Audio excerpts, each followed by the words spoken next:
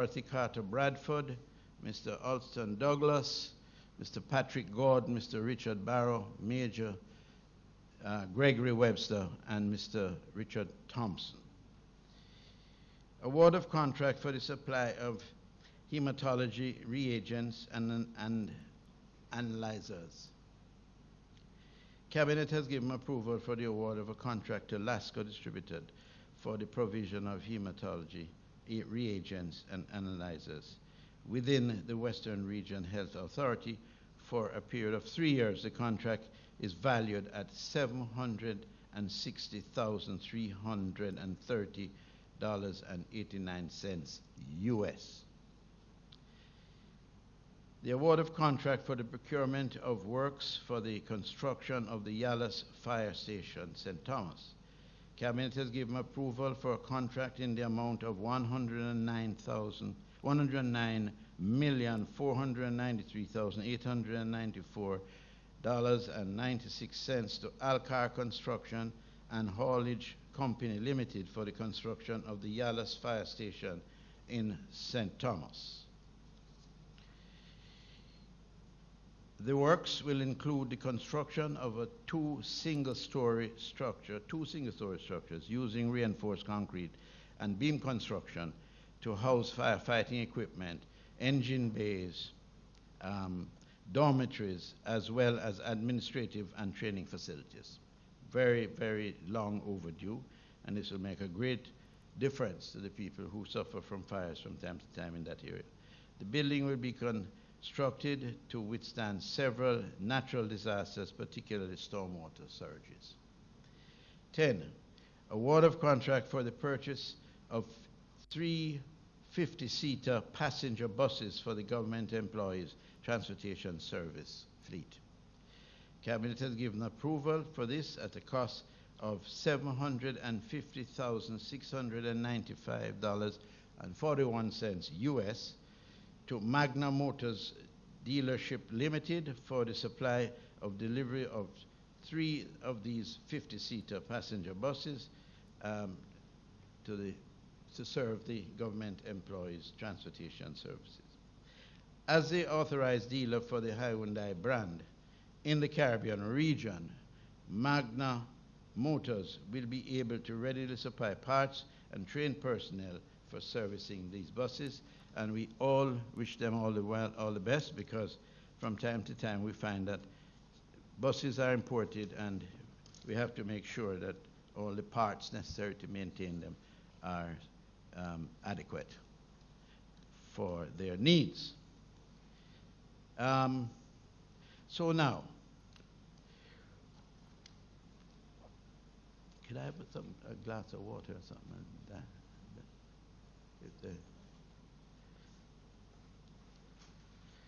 I'm going to give you a brief on a matter that did not go to cabinet, but will, as they will be briefed by a cabinet note.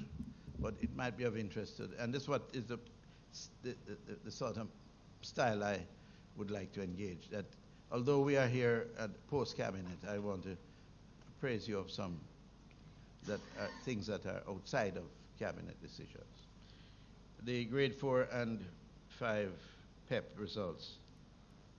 As was promised, both grade 4 and grade 5 PEP results have been sent to the schools for review and distribution to parents.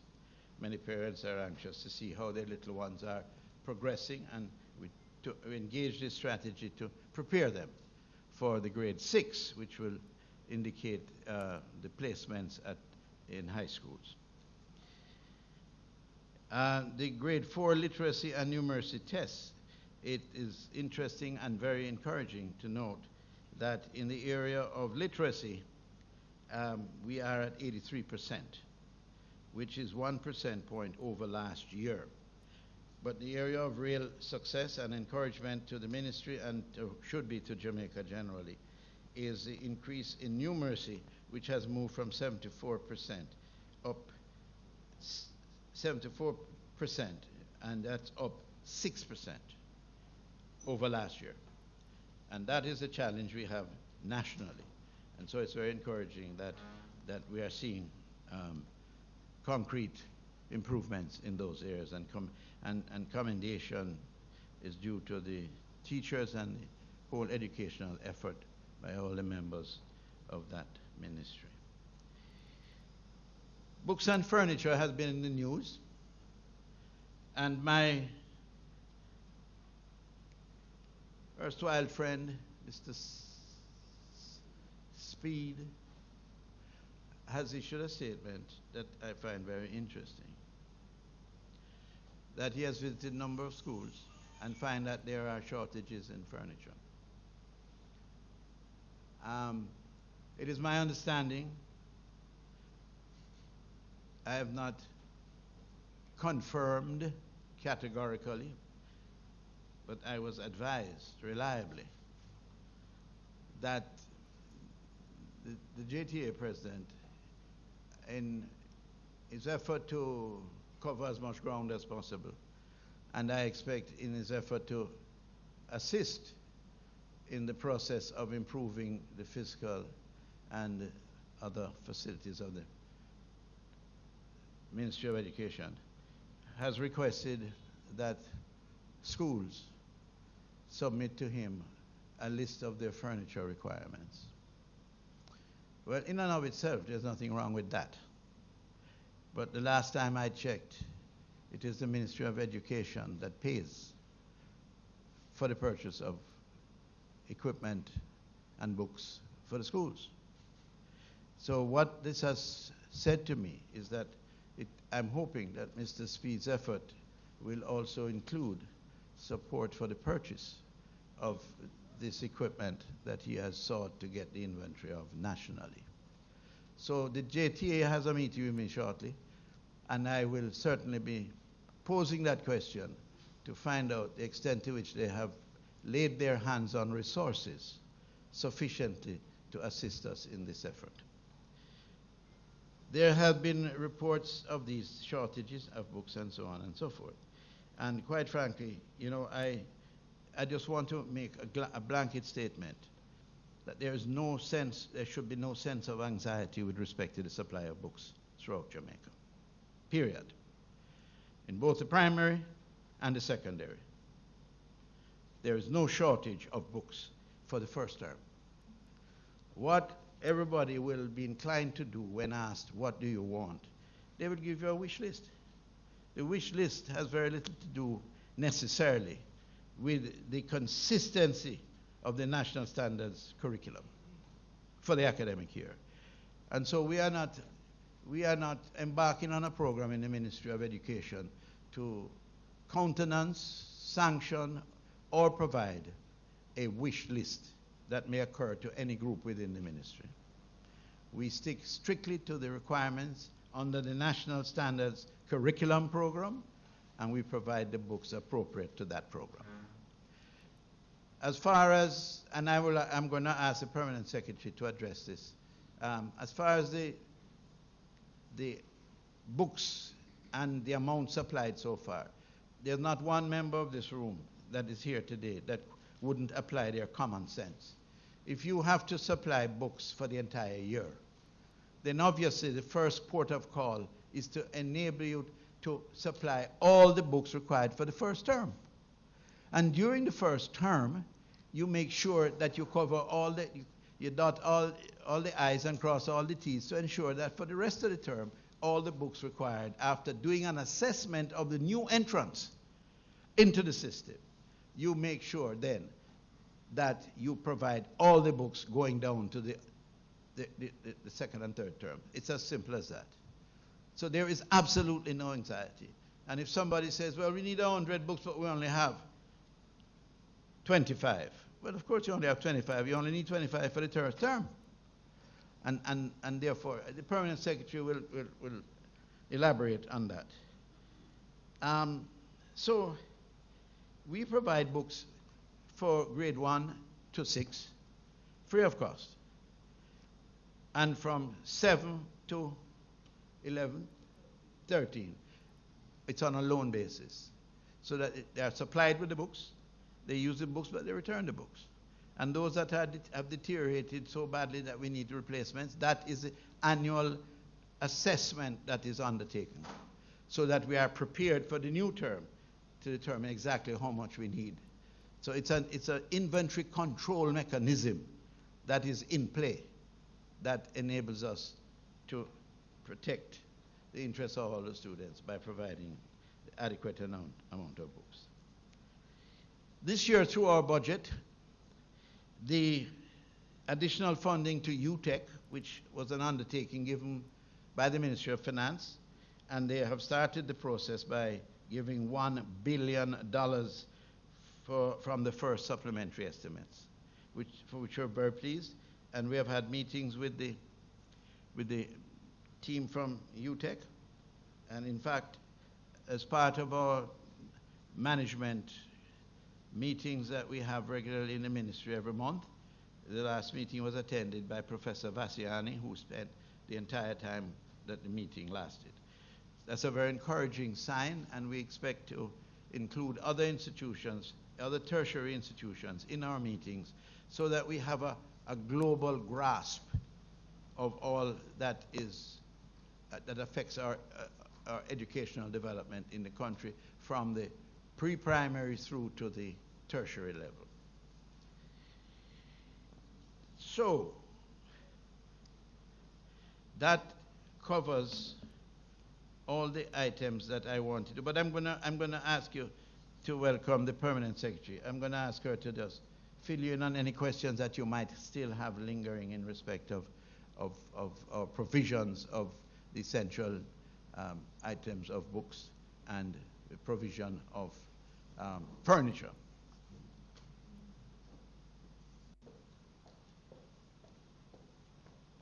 Thank you very much, Minister. Good morning, ladies and gentlemen. So, Minister would have explained that based on the monitoring of the system by our education officers, we have no immediate reported shortage of furniture and books within the system. I just want to remind us, however, that we have 974 public schools that the ministry is responsible for. They are located right across the island, and our boards and principals are responsible for the schools. The environment is dynamic, and so they make the decisions as it relates to the number of students who are within their schools. So the ministry would have done an placement of order from last year, December, in terms of what the system requires for books in particular, because the process for procurement takes more than 6 months. These contracts have to go all the way to cabinet for approval before they are provided to the suppliers, who actually distribute the books across the island. This year is also unique because we have fully implemented the National Standards Curriculum, and we are on a drive to ensure that we change out all the books within the system, which will be done over a 2-year period. Because of the dynamism of the environment, our education officers, led by Dr. Chu, are always on alert for schools that will call to say, I may need an additional 5 or 10 books or 20 books, and once we receive those calls, then we provide those books accordingly. To the best of our knowledge, we have done that within the first 2 weeks of the school year.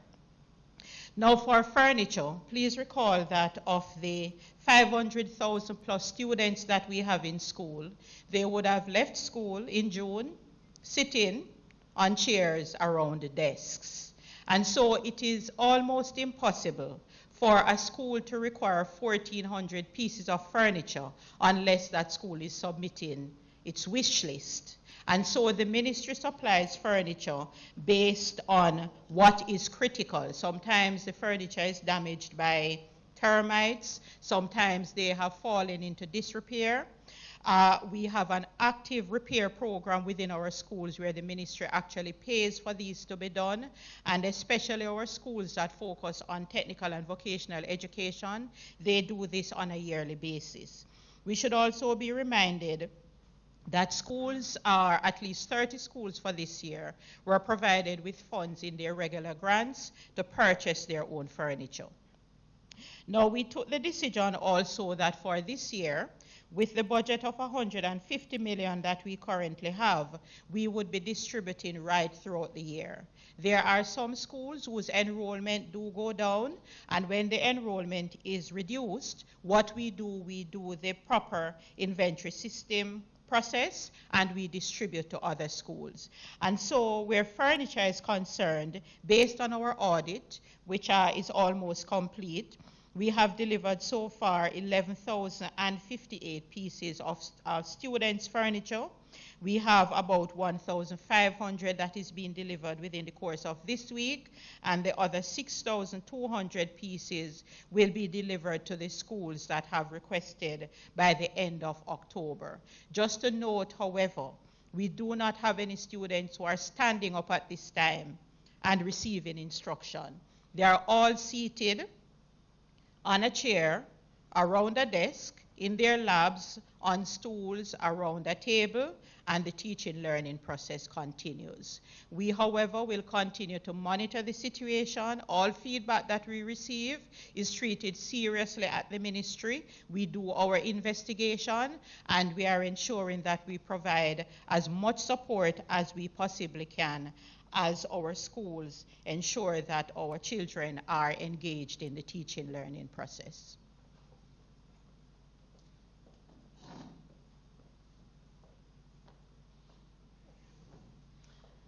Thank you so much, P.S. McLean and Minister Samuda, for your summary of the cabinet deliberations and certainly what's happening at the Ministry of Education, Youth and Information concerning books and furniture. You, ladies and gentlemen of the media, would have received your packet with the notes that the minister has announced. Those who do not have, just allow our officers at the back to know who you are so that we'll be able to supply you with one. And now, ladies and gentlemen of the media, your questions. Of course, we do have ground rules. You know them, but it's very good to go over them again. Please raise your hand. You'll be acknowledged. When you are acknowledged, you'll be given the microphone. We ask that you identify yourself, your media entity, and ask your question succinctly. And even before I asked and laid the ground rules, Mr. Hendricks had his hand up, so you're first. Good morning. Good morning. Hendricks, Radio Jamaica Limited. Good morning. Minister, let me just diverge a bit. This morning, the police carried out raids at 4 locations across St. Catherine, Kingston, and St. Anne. Professor Pinnock is now in custody. Mr. Royal Reed is being taken in custody now. They raided Mr. Othniel Lawrence's house and Kim Brown Lawrence as well. Any initial reactions from the government on that police operation this morning? Minister, you're going to take that?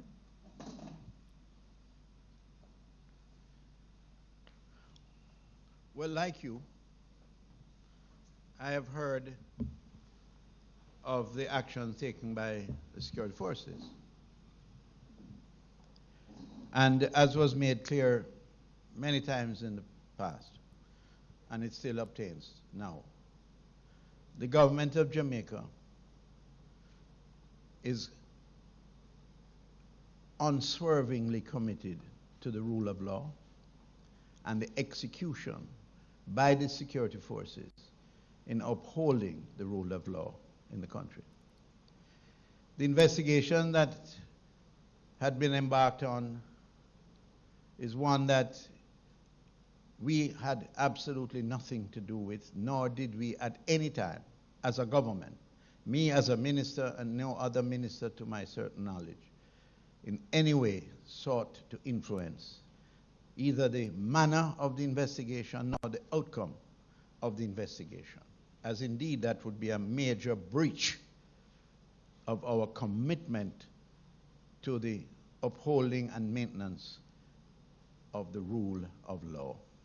What they have done is as a consequence of what they have investigated and their findings. And it is part of what makes us an established and recognized country governed by the rule of law. And that applies to everyone, no matter what position you hold. So basically, I know nothing beyond what I have been advised. I find it regrettable. I find it unfortunate because it hits at the heart of what we are all striving to achieve. And that is a stable and responsible country that adheres to all the tenets of good governance, among which at the pinnacle is the rule of law. So beyond that, there's not much more I can advise you on. We await further updates from the security forces, and they are free and they are authorized to take whatever measures in their view are appropriate to handling this situation. Dashan, I think you have a follow-up real quickly. Yes, either the minister or the permanent secretary, whichever, but I think more appropriately for the PS. Have you had a conversation with the CMU board about the continued tenure of Othniel Lawrence and or Professor Pinnock, given the allegations surrounding them? I think Minister would be just quickly take that. To the permanent secretary, you had asked? Either. The continued tenure of? Othniel Lawrence. It came up in the report. I know the report that the PS submitted to the PAAC said that Gail Campbell is still on contract, but she has not done any work for a period of time and has not been paid for work with CMU since December.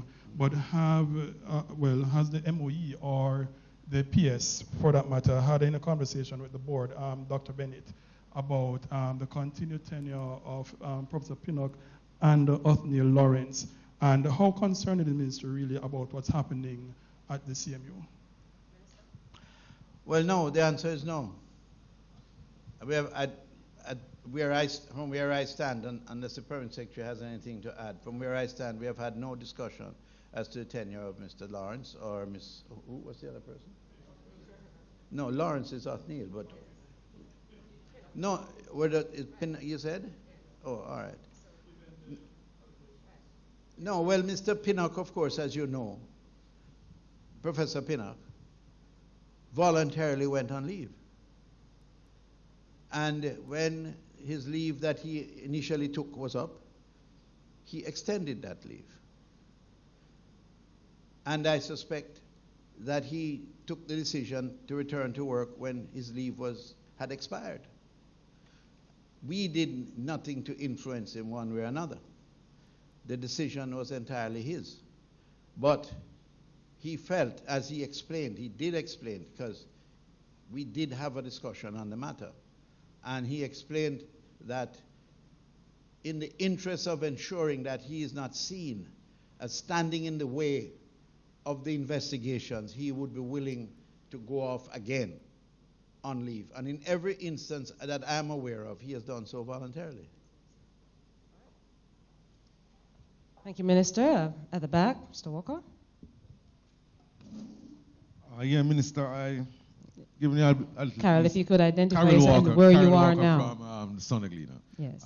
Minister, you gave us some stats about the PEP, but you only gave us the grade 4. I didn't hear you say about the results for the grade 5. You said the grade 4 and grade 5 were released to schools, but you only said grade 4. Could you just update us on what the status of the grade 5? Yes, I think the permanent secretary will take that one. Thank you, Carol. Okay, so for PEP 4 and 5, just to remind us that it's really the performance task that we do for those 2 years, and there's a percentage that goes to grade 6. Now, the performance task within itself carries what we call a literacy and numeracy index, so that is why we were able to report those so quickly in percentages. Now, the other grades would come in beginning, developing, proficient, and highly proficient. Now, what we normally do is to send this to the system for them to review. In the instances of these two assessments, we found 208 cases at grade 4 where there were students who sat at both grade 4 and grade 5, And there were some students where there were some anomalies in terms of their scores that we have picked up in the marking. And so what we have done is to send these to the schools so that they can do their review. We can further the investigation, and then we will be able to say the population or the numbers or the percentages that fall into the different category. So we have given the schools a month for the grade 5. Within another week or so, that report is to be completed, and we will do the national report for the performance task. And for grade 4, that will be ready by about the second week in November.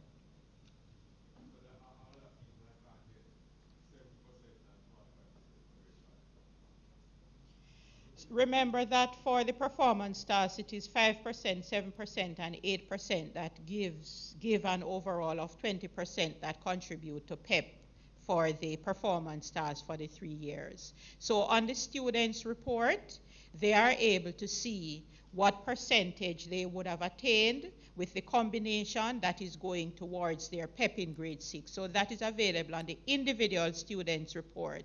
But as it relates to the national report, we have taken the decision to wait until we have the full results, then we will provide that information. But the students' report reports include the contribution towards the PEP 6. Thank you, Carol. It's a dispensation that requires all of us to be very, very attuned to the learning of and the education, really, of our children as well. Minister, you wanted to make one quick intervention on that matter before we get to Nikoi? All right. I just want to make a little statement here for you. You might ask, or you may be thinking, what impact would the events of this morning have on the Ministry of Education? And let me assure you that the Ministry of Education is in good hands. The Ministry of Education is executing its responsibility in a very efficient and professional manner in pursuit of the best that can be offered to our children and their development. So there is no need to fear in any way, shape, or form that we will be impacted negatively to the extent that it will compromise any aspect of the operations of the Ministry of Education. That's incident, Nikoi Wilson from the Gleaner. Thank you, Nikoi. Yes. Several allegations of impropriety have come to the fore over the past year. Especially in the ruling by the DPP, she said that there were possible administrative breaches by former Minister Royal Reid.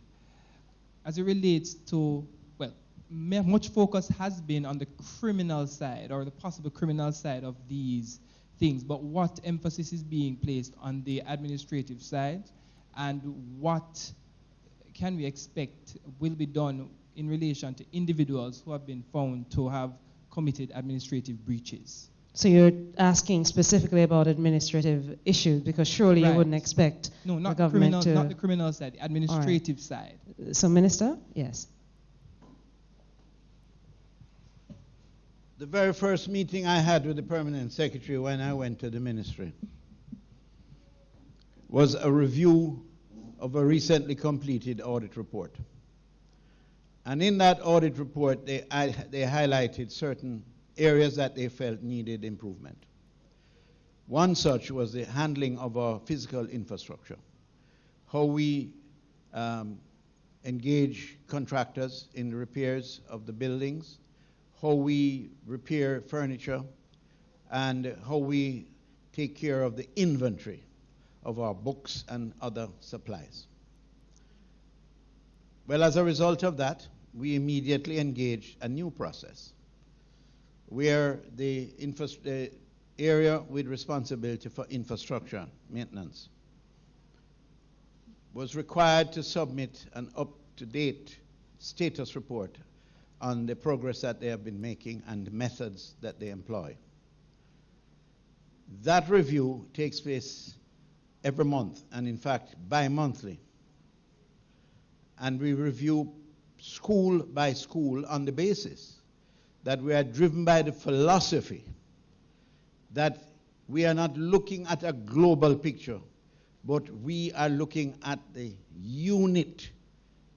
Each child is a unit of the overall construct of the ministry. So each school, with the amount of children in the school, the amount of money allocated to the school, which is broken down per child and compared and analyzed, every area of deficiency that we have been able to identify so far is being addressed with respect to the curriculum, adherence to the curriculum, with the whole question of infrastructural maintenance and care of the facilities, the books that are used and the ones that are rejected because they did not get approval from the ministry before being introduced, and the general management of the ministry in terms of our procurement generally and our response to handling payments for supplies that have been delivered. We constantly work on trying to make sure that we do not get the reputation of not paying our bills on time. So in terms of the administrative management, the physical management, which deals with infrastructure and supplies, and the adherence to the curriculum that guides the development of the children. And we, in addition to that, have adopted a posture of consultation, cooperation, and openness. So I, myself, as minister, have met with every region, the leadership of every region, and now we have embarked on a program. Only last Friday I was in Savlamar, Sir Clifford Campbell, special needs children. We visited that school and did a little tour of it and saw what the situation was. That is going to be an ongoing exercise that we will be undertaking across the length and breadth of the country. So in every single area of the management and execution of our responsibilities in the Ministry of Education is being attended to. And it's being attended to in as expeditious a manner as possible. Well, Minister Samuda, all right, so former Minister Will Reid, he resigned. And so it can be said that he has paid for whatever administrative breaches he may have committed. But what other persons have been held responsible, or has anyone else been held responsible for any administrative breaches since the audit that would have been conducted would have shown that there were such breaches? No. Or such discrepancies in the system? Well, there in every management, in every organization, and I've been in charge of a number of them. In every organization, from time to time, weaknesses will emerge. It is not the weakness that should be surprising. It is the management of those weaknesses and the prevention put in place to ensure that they don't recur. I have personally not found any of the weaknesses rising to the level that would require anything near the kind of action taken by the security forces, nor the level of investigation. And there is a process where the Auditor General conducts audits, and those audits are presented to the House of Parliament, laid on the table of the House of Parliament, and debated. And from that, of course, action ultimately may follow. But I am not aware, I don't know if the Permanent Secretary can update me, but I'm not aware of any incident that I have been able to investigate so far, and certainly not in the Ministry of Education. Remember, the CMU is not the Ministry of Education. Members of the media tend to associate them in an inextricably linked fashion. It is incorrect. Incorrect.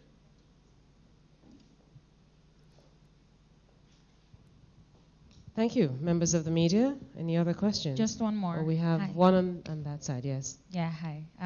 Minister Vanessa Silvera, JIS Radio. Questions, switching back to the script for a second. Have the LAMP grants already been distributed? And what will be the criteria for distribution if they haven't? Did you have it? All right, so those details, Vanessa, we will get to you. I believe the LAMP administration personnel will be also circulating some additional information concerning that matter. All right, so we can get that and certainly circulate to all members of the media as well. Any other question for a second time? Oh, no. Could you allow, I think William at the back had a question before you. Yes. Hi, morning. JTA President, if only you could remember the rules. I'm so sorry. William Mitchell, Nationwide News. The JTA President, Mr. Speed, he is essentially saying that the NCEL, the National College of Educational Learning, is a hindrance. He's saying it's no longer relevant for teachers to go to that school to become principals. What says the ministry on his position? You're asking the ministry to respond to Mr. Reed's comments. Mr. Speed, I beg your pardon. Mr. Speed. All right, hang on. Minister? You know, the first thing that I said when I went to the JTA conference at which Mr. Speed was inaugurated, is the word inauguration, is that right? Inaugurated as president. I said to Mr. Speed, we are going to enjoy this relationship because it's going to be one based on openness, cooperation, and collaboration. And there are times when we are going to disagree. So far, we have been doing very well. And I intend to keep it that way. But on this one, we have to disagree. You see, I believe that if someone aspires to lead a school as a principal, in some instances that school has as high as 2,000 enrollment, then there must be a provision where they are trained so that they'll be equipped to manage the school. A teacher is not necessarily a manager. And there are refinements in the execution of their job that will require professional advice and training. NCEL is only a means by which we can go through a course, an engagement, to ensure that at the end of the course, the persons who graduate from the course are equipped to take over the management of a school, which includes administration, supervision. You are taught things like tolerance and understanding, empathy, care of equipment, the need to keep inventories at current levels so you never run short. All the various management techniques are taught. And I believe that it is a very, very important part of the development of the leadership of the school system. Now, Mr. Speed doesn't share that. He feels you can come from being just a teacher and be promoted to being a principal. That's fine too, and many principals never went through any course. But this is 2019. This is 2019. I went to Harford Tree School under one of the best principals ever taught in the school system in Jamaica, a man by the name of Teacher James, the husband of Edith Dalton James, Halfway Tree School. He never went to any place to learn how to be a principal, but he was an excellent principal. You don't get those, they're a dime a dozen. And we are now moving in an era where technology plays an important role. Poor Mr. James didn't know what a computer looked like. But he did what he could do with the tools available to him. What we are trying to expose these principals to is the use of modern technology, modern thinking, appropriate thinking, psychological response to children with needs. All those things come into making them good at the job that they undertake. So NCEL is here to stay.